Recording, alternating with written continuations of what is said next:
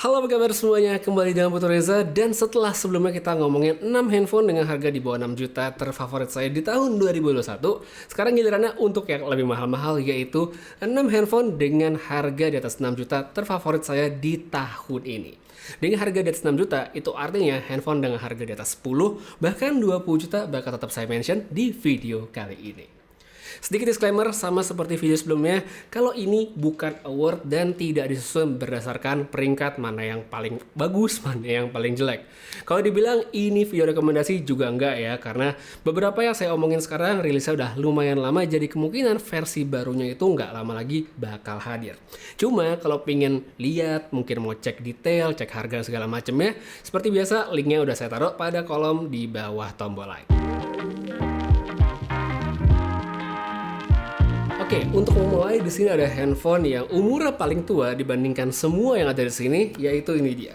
Xiaomi Mi 11 alias Mi 11. Ya, meskipun udah ada Xiaomi 11T Pro yang baru dengan charging lebih cepat, favorit saya tetap Mi 11. Alasannya simple, karena handphone ini benar-benar bisa memberikan experience flagship di antara handphone Xiaomi lain dengan harga yang mirip atau lebih murah. Desain bagusnya dapet, bisa 5G, performanya juga oke, layar lebih baik dari yang baru-baru, serta harga yang masih cukup bersahabat untuk saat ini. Kenapa saya nggak sebut Mi 11 Ultra? Karena saya nggak sempat nyoba handphonenya, jadi karena itulah saya pilih Mi 11 untuk kategori kali ini. Berikutnya, ada handphone kelas mid-range dari Samsung yang menurut saya lengkap banget, yaitu Samsung Galaxy A52s 5G. Untuk sekarang saya udah nggak pegang lagi handphonenya karena udah dijual, banyak yang minta waktu itu saya jual, jadi nggak ada. Tapi tetap itu nggak mengubah pendapat saya kalau A52s 5G adalah salah satu handphone favorit saya di tahun ini. Secara harga retail, HP ini masih di 6499 ya kalau di website Samsung. Meskipun kalau kita search ke marketplace, udah mulai banyak tuh yang jual di angka 6,1, 6 juta pas, bahkan 6 juta kurang sedikit. Kelebihannya banyak banget menurut saya untuk handphone di kelas harganya, karena kita bisa dapetin performa yang bagus, software yang mateng, layar juga berkualitas pastinya, dan sertifikasi IP rating tahan air dan debu yang masih belum banyak bisa ditemui pada handphone sekelasnya. Untuk alternatif murahnya ada Galaxy M52 5G yang juga saya sebutin di handphone favorit dengan harga di bawah 6 juta. Tapi kalau emang ada budget lebih dan ingin dapat lebih juga, A52s adalah favorit saya untuk Samsung mid-range di atas 6 juta. Berikutnya, untuk handphone ketiga, ini adalah produk yang bisa dikatakan cukup underrated ya kalau menurut saya. Karena hype-nya itu kayak hilang, abis launching terus kayak tenggelam, nggak banyak lagi yang ngomongin. Padahal ini adalah produk yang bagus, yaitu ini dia. Vivo X70 Pro, X70 Pro. Dari preferensi pribadi, ini adalah handphone terfavorit saya dari segi desain tahun ini. Tampilan warna hitamnya elegan banget, handphonenya juga tipis. Performanya sendiri cukup oke, meskipun ini bukan yang paling powerful, apalagi buat main game. Tapi semua itu kalau menurut saya terbayar dengan kualitas kameranya. Terlepas dari processingnya yang mungkin agak kelihatan lebih buat sebagian orang, warnanya juga mungkin kelihatan agak oversaturated, tapi tetap menurut saya kualitas foto dari handphone ini tuh oke banget, khususnya buat foto malam. Lebihnya lagi, ini juga cocok banget bagi mereka yang nggak pengen repot ngedit, abis foto langsung siap buat diposting. Kemudian dari segi harga, Vivo X70 Pro ini juga cukup kompetitif ya sebenarnya. Harga retail di websitenya emang masih 10.999 sama seperti waktu rilis di bulan Oktober yang lalu, tapi kalau kita cek ke marketplace ini udah banyak banget yang jual di angka 9 jutaan. Berikutnya untuk handphone keempat masih dengan merek berakhiran O, tapi kali ini adalah Oppo Reno 6 Pro 5G. Gak bisa dipungkiri ya, tahun ini Oppo tuh banyak banget ngerilis handphone baru, termasuk seri Reno 6 itu banyak banget variannya. Tapi dari sekian banyak, favorit saya tetap ini dia, Oppo Reno 6 Pro 5G karena beberapa alasan. Alasannya simple, ada beberapa aspek. Yang pertama adalah seri Reno dari Oppo yang sebenarnya lini mid-range, tapi ini bisa memberikan experience layaknya handphone flagship.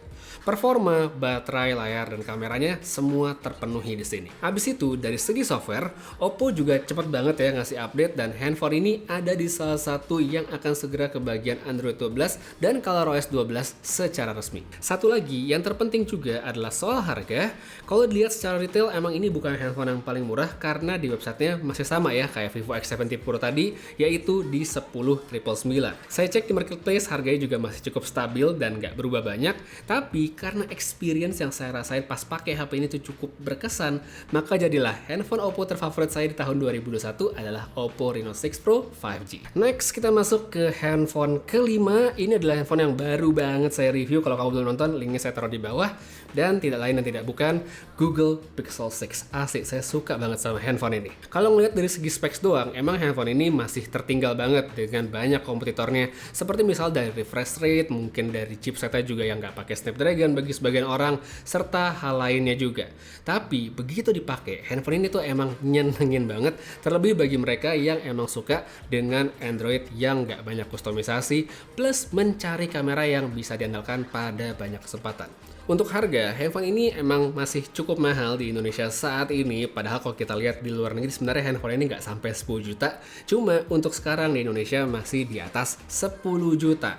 Namun kalau misalnya emang pingin banget nyobain experience yang berbeda dibandingkan handphone Android lain, menurut saya Google Pixel 6 ini layak banget dipertimbangkan. Dan ya, saya suka banget sama handphone ini, sehingga layak banget saya sebutkan sebagai salah satu favorit saya di tahun 2021. Dan satu lagi untuk menutup video ini, sekaligus handphone paling mahal dan daily driver saya saat ini, yaitu ini dia, Samsung Galaxy Z Fold 3 yang harganya saat ini masih di atas 20 juta. Handphone ini ya udah jelas yang paling mahal dalam daftar kali ini, dan itu menurut saya wajar karena handphone sendiri bisa memberikan experience yang tidak diberikan oleh handphone lainnya untuk saat ini.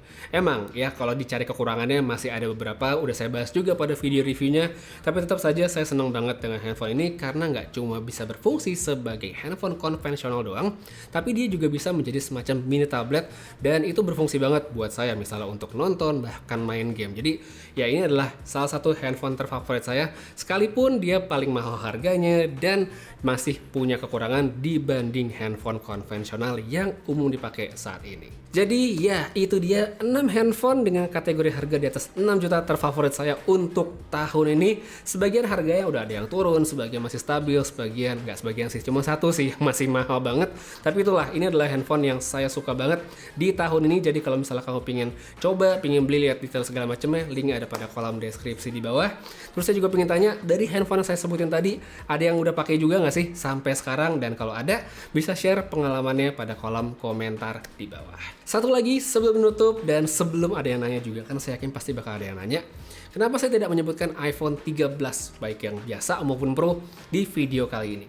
Simpelnya karena memang saya ngerasa iPhone 13 tahun ini tuh upgrade-nya tidak signifikan, dan dipakai pun waktu itu saya tidak merasa wah gitu. Jadi saya memutuskan untuk jual dan kembali ke iPhone 12 Pro yang walaupun secara kamera, baterai segala macamnya tidak sebaik yang baru, cuman di saat yang bersama saya juga tidak merasa tertinggal untuk memakai handphone ini. Makanya saya tidak menyebutkan iPhone 13 atau 13 Pro di video kali ini, karena memang saya tidak merasa itu layak atau cocok menjadi handphone favorit saya di tahun ini. Tapi tetap saja itu adalah handphone bagus, dan kalau mau dibeli pun nggak masalah banget karena tetap layak banget untuk dicoba. Ya, jadi itu dia untuk video kali ini. Jadi itu merampungkan yang di bawah 6 juta ada, dan di atas 6 juta juga udah selesai. Kalau kamu belum nonton yang harga di bawah 6 juta, seperti biasa linknya ada pada kolom deskripsi di bawah. Putri Reza pamit, sampai ketemu lagi di video berikutnya. Jaga kesehatan selalu, dan seperti biasa, have a nice day.